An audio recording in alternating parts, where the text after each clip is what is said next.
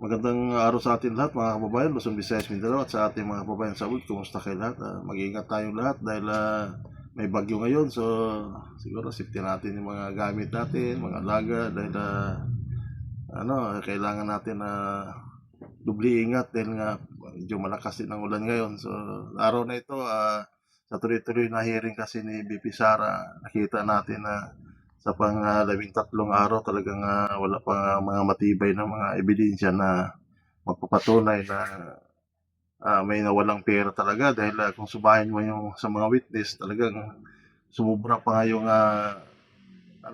nagasto ni BP Sara. So ibig sabihin abonado siya. Ganun pa man dito.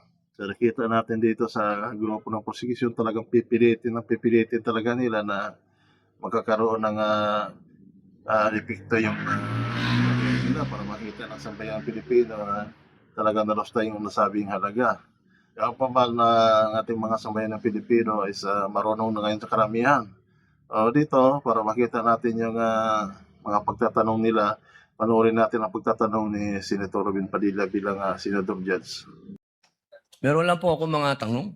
Maiksi lang po ito. Saan po kayo pinanganak? Sa Nueva Ecija po, Your Honor. Nueva Ecija. Opo. Saan po kayo nakatira ngayon? Sa Manila po. Manila. Saan po kayo nag-aral? Central Luzon State University po, ng accountancy, and then Saan Arellano po, University ng Juris Doctor po. Okay. Saan po kayo nakaikot na sa bansa natin? Nakaikot na po ba kayo ng Mindanao, sa Bicol?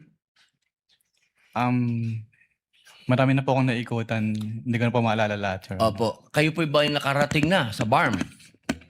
Yes po, Your Honor. Opo. Saan po sa BARM? Sa Sulu? Sa Basilan? Maguindanao? Hindi niyo po matandaan? Hindi Mauubos ko po po yung oras ko. matandaan, Your Honor, kung saan. Bicol po. Nakaikot na po kayo sa Bicol? Yes po, Your Honor. Saan po sa Bicol? Sa Camarines Norte? Sa Camarines Sur po. Sur. Sa Norte, hindi pa po. Hindi ko po maalala kung Nakaikot na po kayo sa mga bundok. Saan po, Your Honor? Mga bundok. Yes po, Your Honor. Nakita niyo na po ba ang pangangailangan ng mga tao sa malayong lugar? Katulad ng gamot. Katulad po ng pagkain. Wala naman po akong na-observe, Your Honor. Ayun, wala. Hindi po kayo exposed. Exposed po ba kayo sa threat ng terrorism sa bansa natin? Nabalitaan niyo po ba ang ISIS, ang NPA, ang Abu Sayyaf? Exposed po ba kayo doon sa mga balita? Sa news po, may Sa mga news. nabalitaan po ako, Your Honor. Opo. Alam niyo po ba na kung gaano nakagrabe ang terrorism?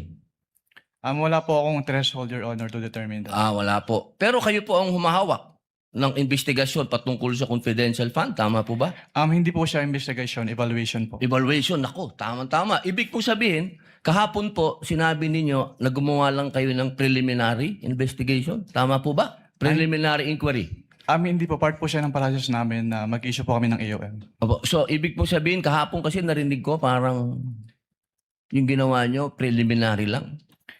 Yung AOM po, preliminary lang. Opo. Hindi po yun konklusyon. Kung ang tinutukoy niyo po ay yung... Meron po kasing provision as to the joint circular as to tinatawag na prima facie. Pakisagot na lang po kung conclusion ba po yun? Final? Hindi po kasi we require So, hindi po final. Based Boss, on the AOM po. konti lang po oras ko, hindi po final. Sa AOM po, yung AOM po hindi po final. Hindi po final. Opo. Kayo po ba ay naniniwala na ang mga confidential agent dapat magpakilala?